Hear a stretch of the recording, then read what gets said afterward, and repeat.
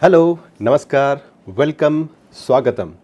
You're with the Versatile Doctor. My name is Dr. Abhinav Atul, and I am glad to welcome you here in TLB, the digital city.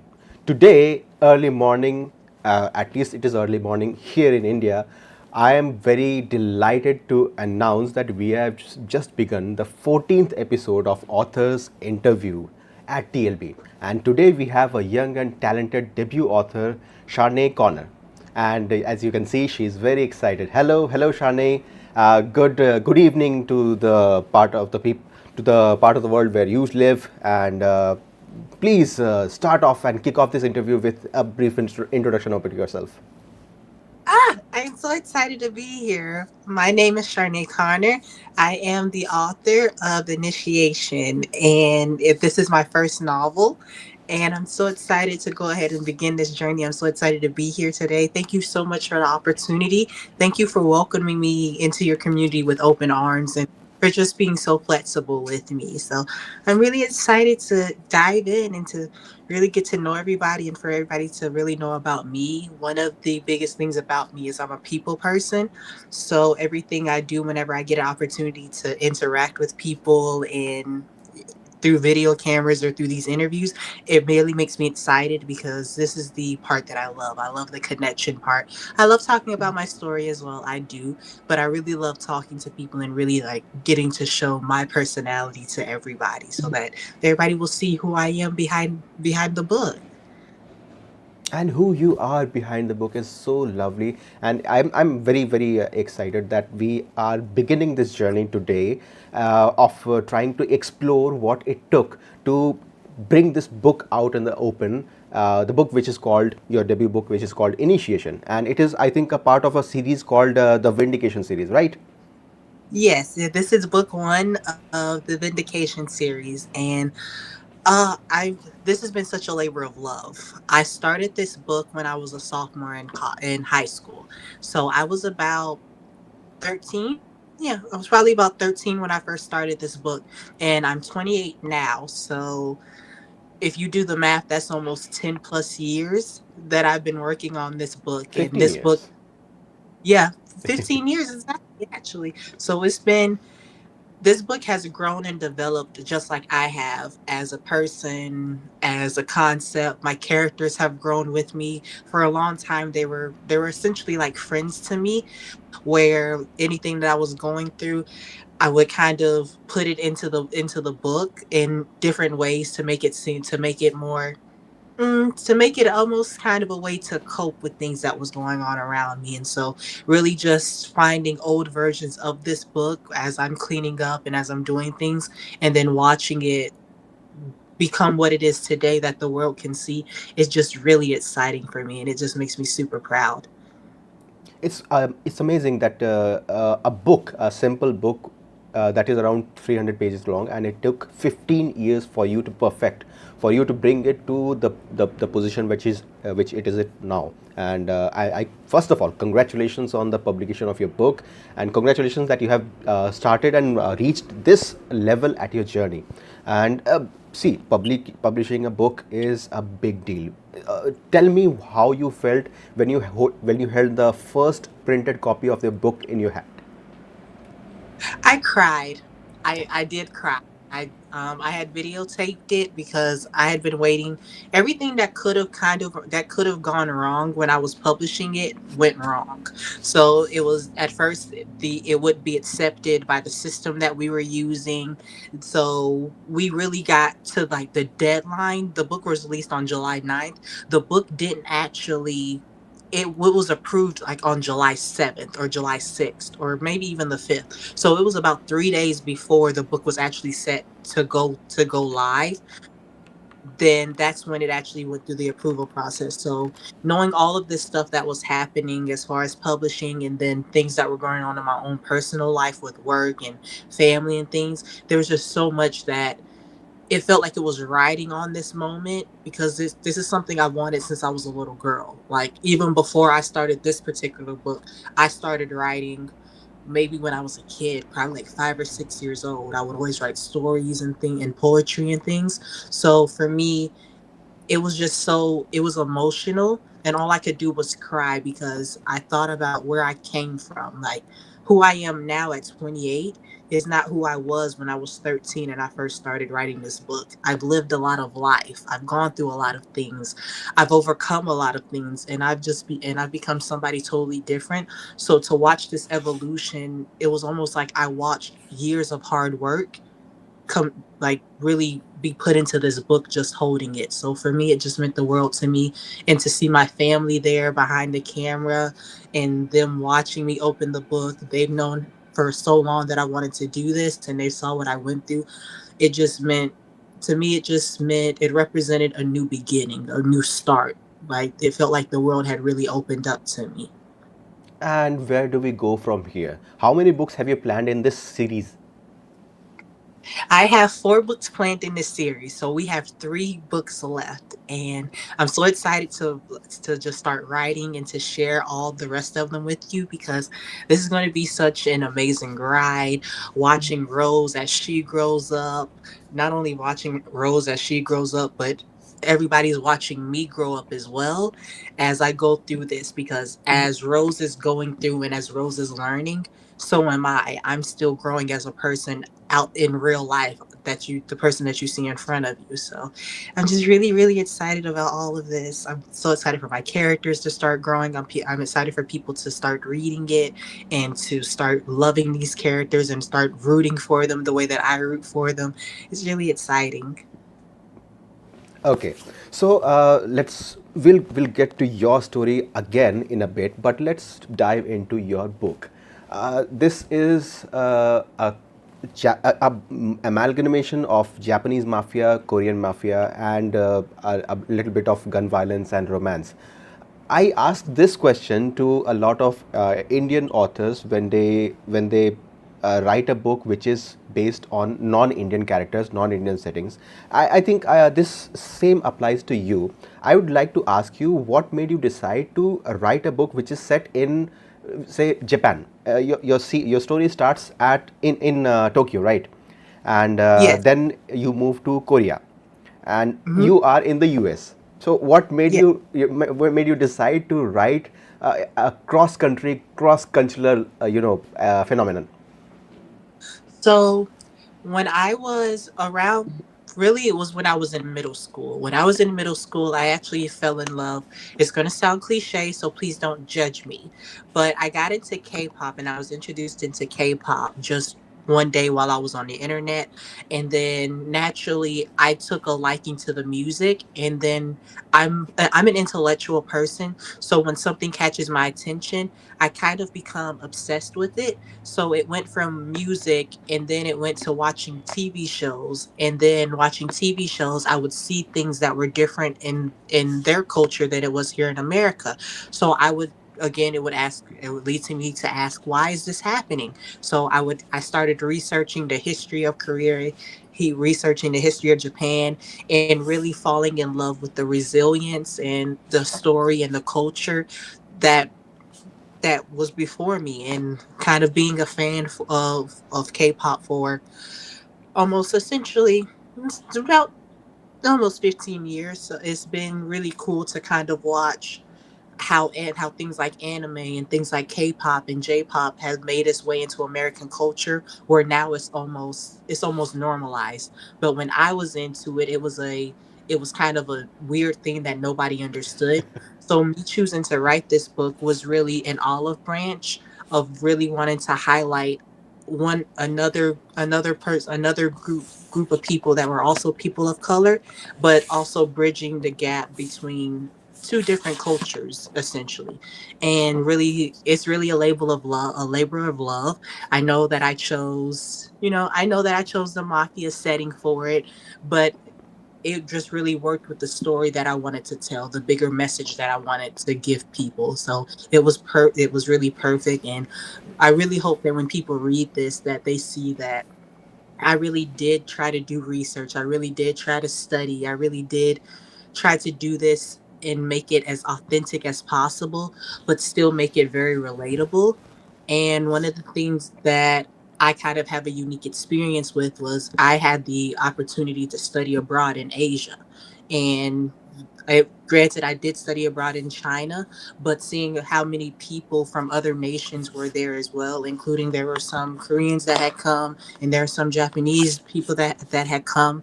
And if you know the history of like Korea and Japan, and even China in there as well, you would see that that's something that, wow, like that really it wouldn't normally happen, but it just shows you the beauty and the humanity of people. And that's really what the message that I want to get across is, that the world is so full of love if you just let it. Like, people don't have to be enemies. You don't have to dislike anybody because they look different from you. I don't believe that me writing this book diminishes my culture, diminishes me as a person. All it does is just adds love. And that's how I kind of see it, and that's what really fueled this book for me. Yeah, it's so touching that while you're talking about a book, a novel, and the the underlying motivation is a message of love, not only cross cultural and cross country, but people people of different nationalities, different thoughts, different cultures, they can come together. And this community, the readers community, when we read a book, we don't see that this book is from somewhere else and this person is from somewhere else. We just want to enjoy, to bring something else into our lives that is aside from what our regular life is. And I'm very, very proud of you for doing this, to bringing this message out into the world.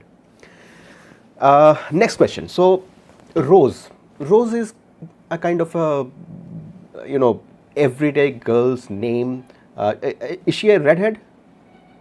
So in the book, yes, she is a redhead. She dyed her hair red. So I just love Rose. I love talking about Rose. I'm so excited for people to meet Rose and for people to continue to get to know Rose just like I know her and how much I love her. So Rose, yes, it's a very typical name. She was that's her alias. It's not her real name, but it's the name that she goes by in the Yakuza. That's kind of like her assassin name. But that's the name that she's gone by for years. Like, it's ingrained into who she is. And there's a saying where every rose has its thorn, and that's kind of it's yes, is it kind of cliche, but the way that it really reflects who she is as a person and as where we see her in initiation, it really is perfect. Yeah, it's cliche for a reason. Yes, because it happens so often, and it's good. It's good. See, I have not read the entire book, but only the sample which is available on Amazon. And again, I'm so sad that your book is not available on Kindle yet. So I actually just found out, and I'm very happy we brought this up. So it's actually on Barnes and Noble. I found out today that I do have a link for Barnes and Noble, so it is available in on ebook. We're just waiting for Amazon to go. So I do have a link. If I don't know if you guys have access to Barnes and Noble, but I do have an ebook link for it, which is good. Of course, it is good, and well, I have never read an ebook on Barnes and Noble, but I would be waiting for you to share the link with the TLB, the Digital City. And okay, as soon as it comes out on Amazon, I'm going to go for it. But what were we talking about? We were talking about Rose. So, Yes. just a small question which may be termed as a spoiler, but what is the age difference between Rose and Code, or is it Cody? What is his name? Code, so it's Code. So the age, they're about 5 years. So Rose is in her mid 20s, and Code is in his 30s. So it's not that bad of an age difference. It's not that bad, but he's had a large part in her life, and especially in her training and her becoming the assassin for the Yakuza. He had a large part in that, and Code is going to play a big role. So everybody just wait on Code. You guys are going to learn some things about Code in the next coming book. So I'm very excited. He does seem like an interesting character from the first few chapters that I've read, and then how much of this book is just mafia and how much of this is actually nuanced emotional romance? Um, so I would say, mm, I would say about 30% of the mafia yakuza things are very important, but the other 70%, it that's really important is really the emotional growth that we're going to see Rose go through, and the connection that she has with Jaehyun. So that is what those are really that's really important because this is how you watch her grow. This is where I tackle a lot of things throughout her thought process and through conversations with Jay. This is how we tackle conversations like mental health. This is how we tackle conversations like, what does it mean? Who are you? What is your identity? What makes you you? What makes a family? A lot of these things come out just through her own inner monologue and through conversations with Jay because he's the person that she has the most. Of course, she has the most connection with him out of everybody in the book. Yeah, this book, this entire story is all about journey from the beginning to some part in her life, in Rose's life, in everybody, every character's life that shows a kind of development, and that is what the title, shows initiation. That means the beginning of something. Yeah. How did you land on this title? So the book has had a lot of different names over the past 15 years. So I really was looking for something that I wanted it to be kind of a nuanced way of saying, like, okay, this is the start of something. But then as you get further along into the book, you actually do see where that initiation actually begins or where it actually starts. So I wanted to have it be kind of a play on words. And as I was sitting there thinking, I kept thinking about initiation, and then it using that word, it led me to all the other book titles that we're going to see. Every book title that comes forward, if you look up the definition of it, it's going to have some type of theme that's happening in the book of what's going on, of what she's internally struggling with. And the reason I chose to do it in that manner is because I'm such an analytical person. I like to take things, I like to think about things, and I love reading books and I love reading poetry that makes you think. I think it's just the scholar in me where you take something, you look at it, and it's like, yes, a story is happening, but what's happening deeper within it? What does this mean? What are we looking for? What emotions are trying to be conveyed here? So it's almost kind of like an allegory, but not really an allegory. But that's the word that I use a lot to kind of explain what I'm doing here with this book series. So it's an another level of mystery added into the title of the book, right? Yeah. So Mhm. before we move forward, let me just cite a few of the comments that we are having. Ankita says we are excited to have you, author Charnaye, and then she also said that she loved interacting with you when you were the author of the week at TLB, the Digital City. They loved interacting with you, and you are actually a people person. That much we can attest for, because in TLB, the digital city, an author becomes an author of the week, and for the entire week there are activities planned, and you aced those activities, you owned those activities. You were not just a silent spectator and letting the people interact and think about you and talk about you and ask questions and everything. You took part in the interactions, you took part in the challenges, in the complete communication, and it's a very very very good quality that you have, and never lose it. Wait, don't go away. This interview is such a treat. Oh, thank you. That I think that is a compliment to me. Thank you. Okay, I love the character, especially the two girls who were called the same. Okay, this I am not aware of. There's Sonia who says there are two characters who have the same name. Are there? So I know what she's talking about. So when I was the author of the week, there was somebody that was actually in the book that was named that in the group that was named Rose. They called her Rose, Oh, and then my main character, her name is Rose. But the two female characters she's talking about is Rose and Arson. So those that's what she's hinting. As we were going through the week, she really loved talking to Rose, and she really loved talking about Arson as well, which is great because I also love Arson. So I'm happy that people love both of my female characters. That means the world to me. oh, and there is Yumi. Yumna, she's so beautiful. She's talking about you. And we are excited for you too. Why am I smiling? Why am I smiling so much? Her smile is okay. Your smile is infectious. That is what Yumna says, and she's smiling so much, looking at you smile. That's amazing. Thank So you. you are actually creating waves in the community in the chat room. Before we go forward, with your permission, I'd like to read out the dedication that you have written in the book. Yes. So this book starts with a book called Initiation. It starts with your dedication. Thank you, God, for this opportunity and for this gift. This book is dedicated to my mother, Denise, who always believed in me and supported me, the rest of my family, Pop, Rocky, and Diamond, who listened to me tell this story verbally, and to anyone out there who hasn't seen their dreams come true yet.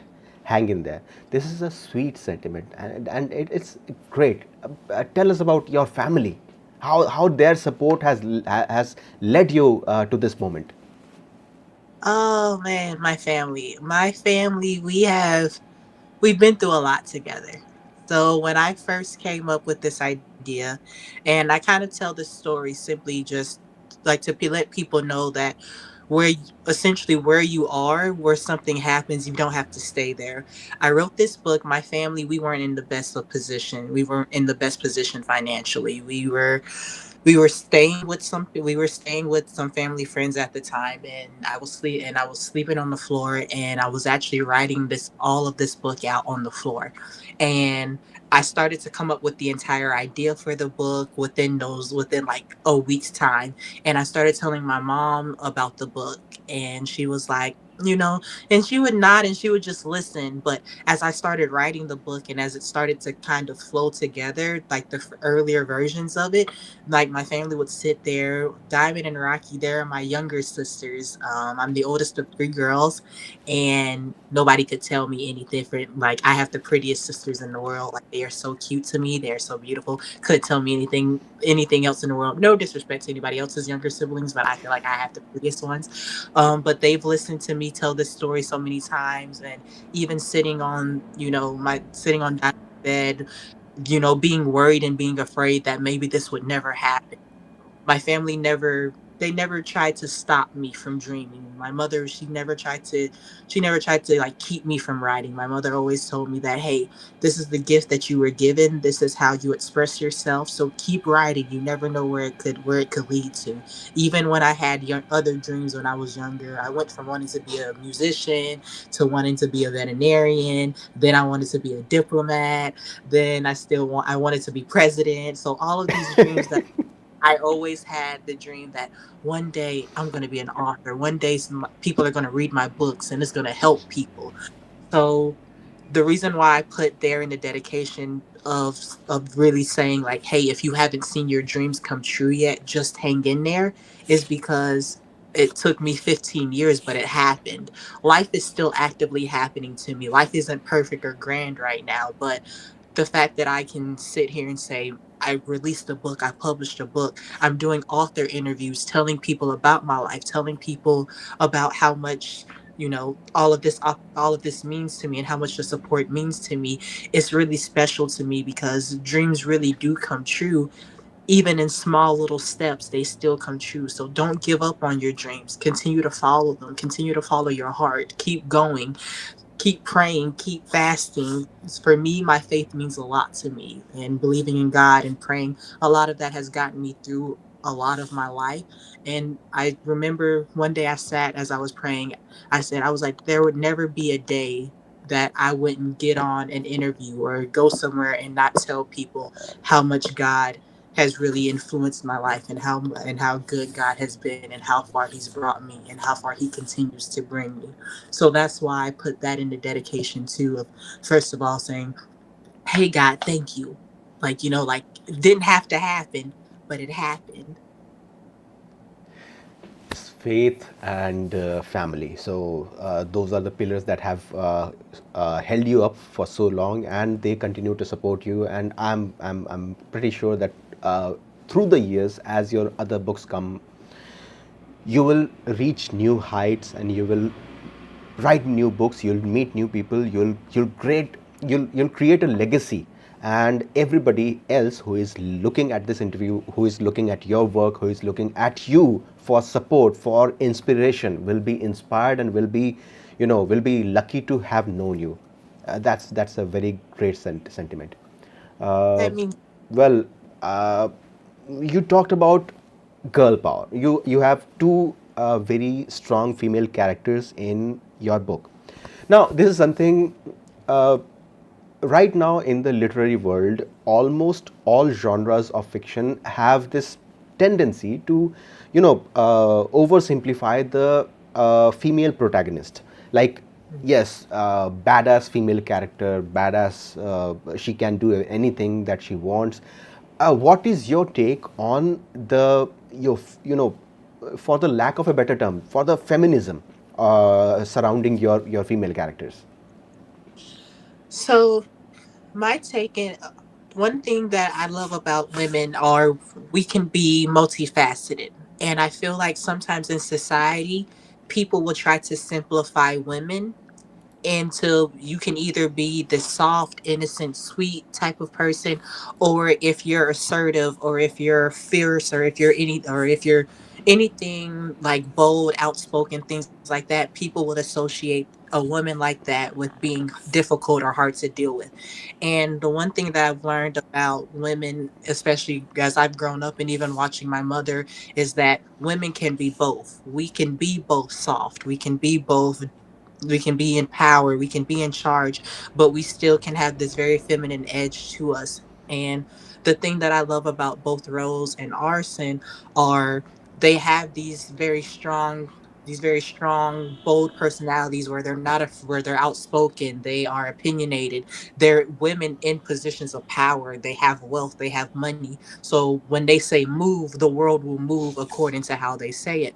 But when you also meet Rose, you start to see these deeper layers of Rose where she starts to peel back the layers. And I think that's the beauty of being a woman, of us being able to be both soft and sweet, but also being kick ass when we need to, or being badass when we need to.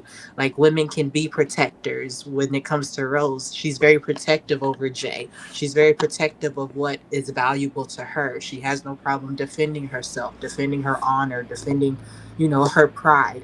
And Arson is the same exact way. And so I love these characters, and I really wish the world would stop trying to just make one type of character. Like don't make women just the soft, sweet, innocent person, or just the hard and badass type of person. There's a way that you can do both. And I feel like this is something that even in my own personal life I'm learning. So as Rose is learning this, I've been learning it too along the way. Yeah, this is something that many people just simplify. That women are either hot and sexy and just there for the for the fun, or they're just too badass, like Sarah Connor. Your name actually, when I read your name for the first time when we were discussing about your interview, your name is very similar to Sarah Connor. You know that Terminator, from Terminator. And so Yeah. so women have layers. That's the bottom line.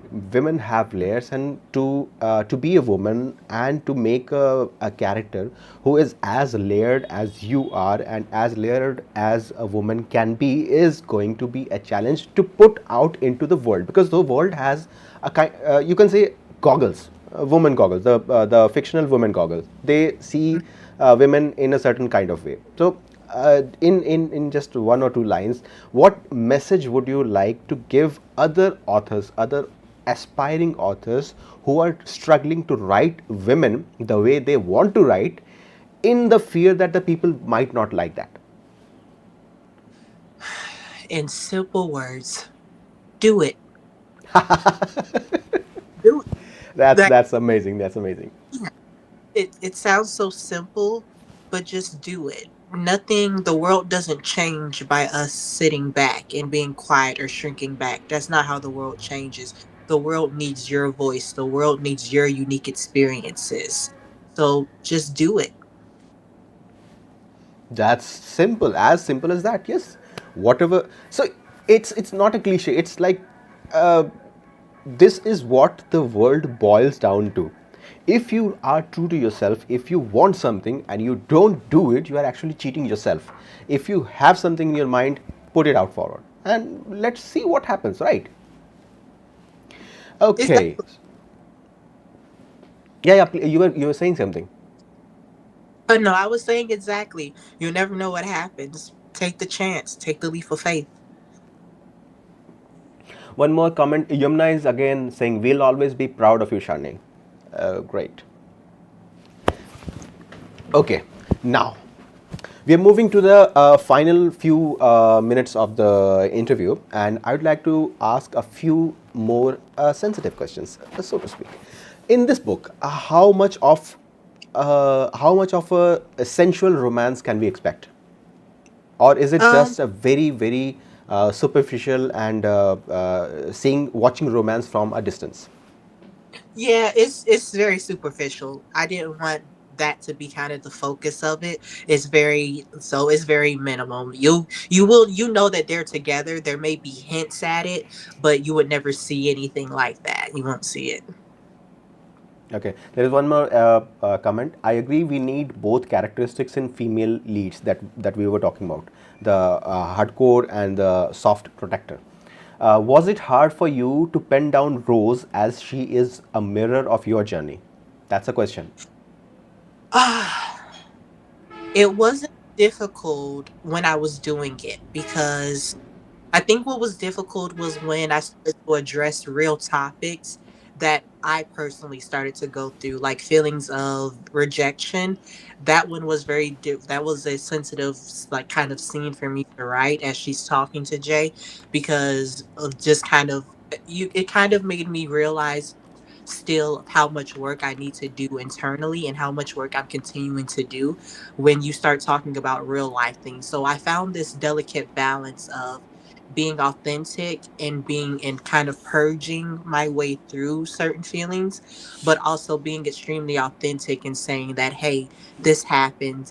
And even though I didn't come out and say it in the book that it was happening to me, but knowing that this is something that she's feeling and even processing it for her is kind of the same thought process that I went through and that I continue to go through with certain things. So I found a delicate balance between doing it. There were some moments that I put the pencil and kind of step away from a moment, kind of take some time to myself to try to figure out what it was or where it was coming from. Um, so it was kind of hard, but yet kind of easy at the same time. Many people just go on with their lives and never think that their life would be any different from another million or billion people. But you have led a life which has so much of drama, so much of struggle, so much of spice in it, that you have gone ahead and published a book around it, and that is great.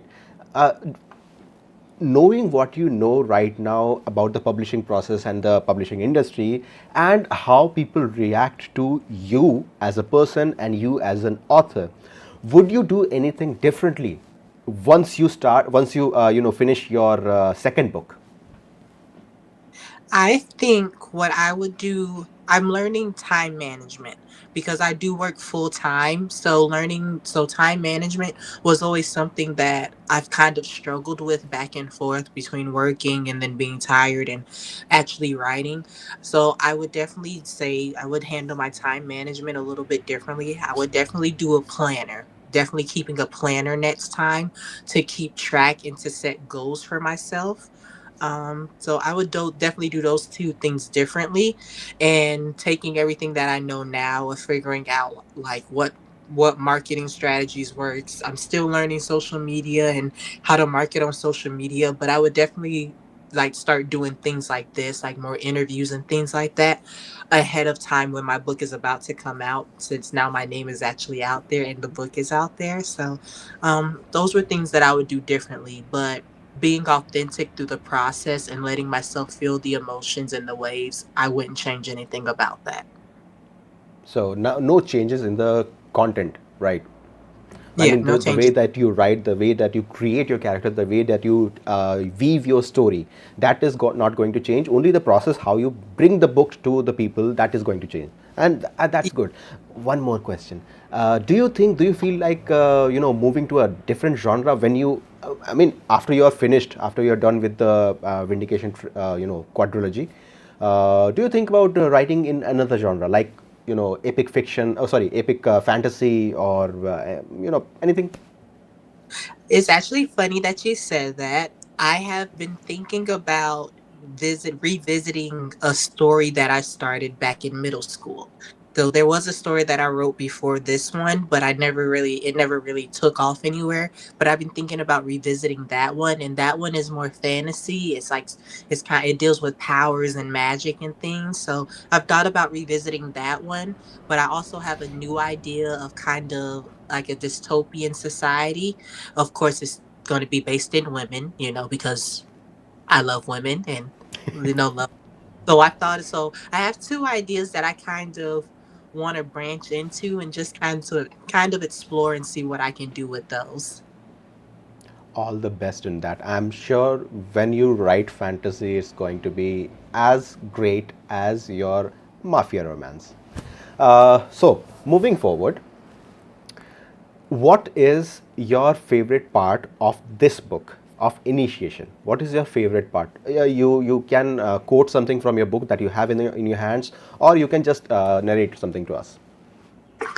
My favorite, I'm actually going to give you my one of my favorite quotes that I've wrote, and it's not just a favorite quote in the book. It's one of my favorite quotes, kind of in life. So let me find it, because I really, really, really just it really means a lot to me, especially like the first time it was ever said to me. It That kind of really just stuck with me. Let me find it. Okay, so this is just one of them. So this is the quote that I'm reading here is a quote that Jay is saying to Rose, and I hope it comes across when I read it. I'm really hoping that one day you'll get to see yourself that way too. You aren't what someone did to you. You aren't your past. You can be something different if that's what you want. And I really hope that you realize that. I can't do it for you, but I'll be here every step of the way until you do. This is quite nice. This is quite nice. You really are not your past. Yes, your past creates your present version, but you are not defined. What is the one thing in your real life that defines you? I would say that I have had multiple moments that have defined me as a person. And but the most recent one I would say is when I moved to Virginia in 2020. When the pandemic had just started here in America, the pandemic just started. I lost everything, and I was pretty much starting over.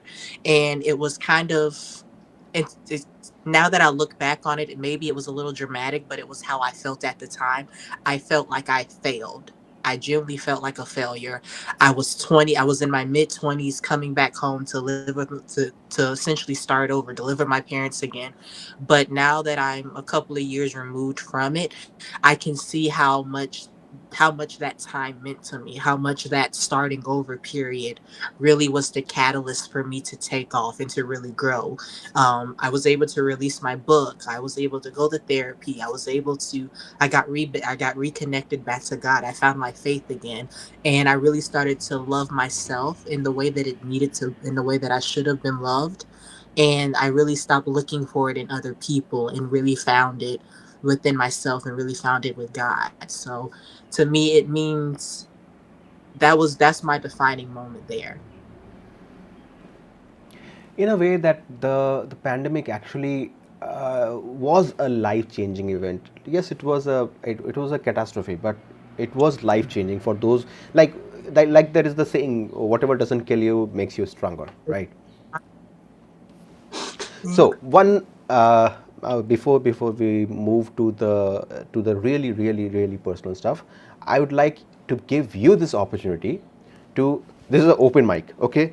For the next few minutes, the mic is yours, and the audience who are listening, who are viewing you, they are listening to you. What is the one message that you want to give to everybody? Oh, the pressure is on. Okay. The one thing that I would want to say to everybody that's listening is, and we've said it before, but I'll say it again, is where you are right now doesn't have to be where you stay. It doesn't have to be where it doesn't have to be what makes you. It doesn't have to be the thing that breaks you. Sometimes you have to break in order to heal. Sometimes you have to break in order to figure out what you're made of. And the process sucks. It does. Pain hurts. It is going to always hurt. But use that pain, try to figure out why, figure out what happened, understand it and accept what happened, but then choose to go forward. Healing is not linear. It's every day. It's not going to look like a perfect straight line. You're going to have good days and you're going to have bad days. But keep going. Keep praying. Keep fasting. Keep seeking wherever whatever it is that you're chasing, keep going after it. Don't be afraid to be yourself. Some people might not understand it, they might not get it, they might be trying to figure it out, but it's not for them to figure it out. It's for you to figure out. It's you and your whatever your religion is or whatever it is that you do. Just be happy and be content with yourself. Accept where you are. Love yourself before anybody else will love you, and the rest will fall into place. That's what that's what I would say to people. Just know that you're loved as well. I would say know that you are loved. There are people who love you and accept you for who you are. That's a beautiful sentiment. Thank you for that. In the entire world, what will be your favorite destination to just go, chill, relax, and write anywhere in the world? Uh, Anywhere in the world, I would say the Maldives. The Maldives. That would be like if I could go one place and just sit there and just be on a beach and just look out at the ocean, it would be the Maldives. Okay, and how does President Charnaye look like? Oh, what does President Charnay looks like? Like if I was president, Yeah. it would be wonderful. For one, I just want to let you know that there would be no war. Like I got excited when I thought about that. I believe in a world. If I was president, there would be no homelessness, there would be no poverty, there would be no inequality, there would be no sexism, no racism. There would like no isms would be in the world whatsoever. I would say that the rule of the world would be love everybody. Now, of course, and if you didn't like, of course, there are going to be some people who don't love everybody, but whatever. But I would really drive home this point of like justice and fairness and equality and respecting each other and respecting people's values, no matter where they come from.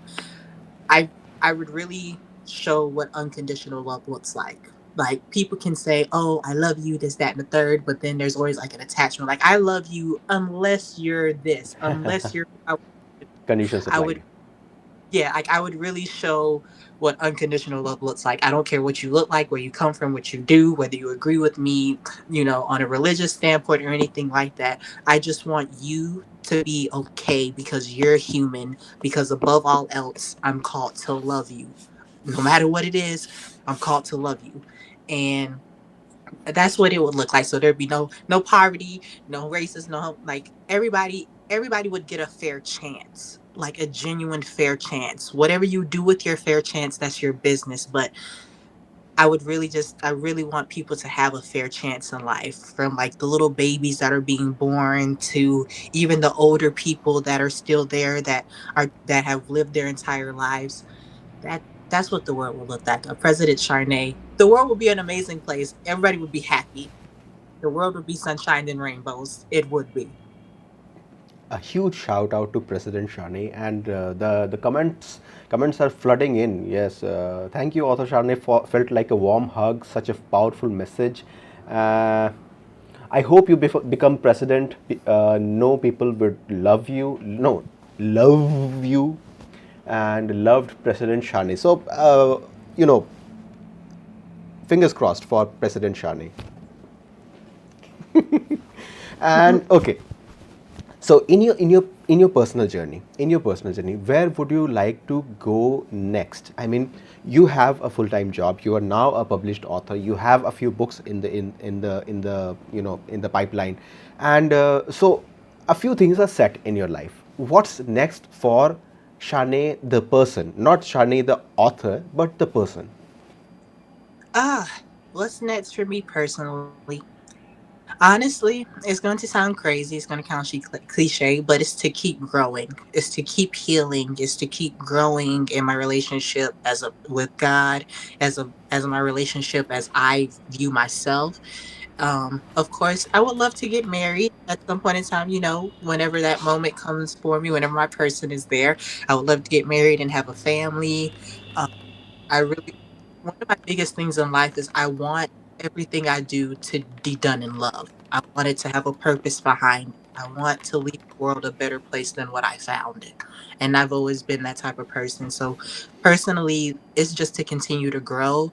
It's to continue to become a better version of myself. Hopefully cross my fingers that I meet my person one day and I get married. Continue to grow with God, continue to become the person that I've always envisioned myself to be when I was a little girl.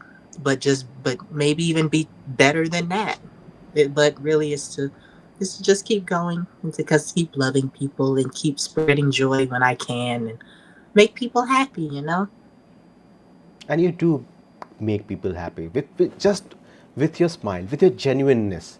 You uh, we have been interacting for close to 40 minutes now, and the authenticity that you bring to the table, like, it feels like you are not cheating yourself. You're not an uh,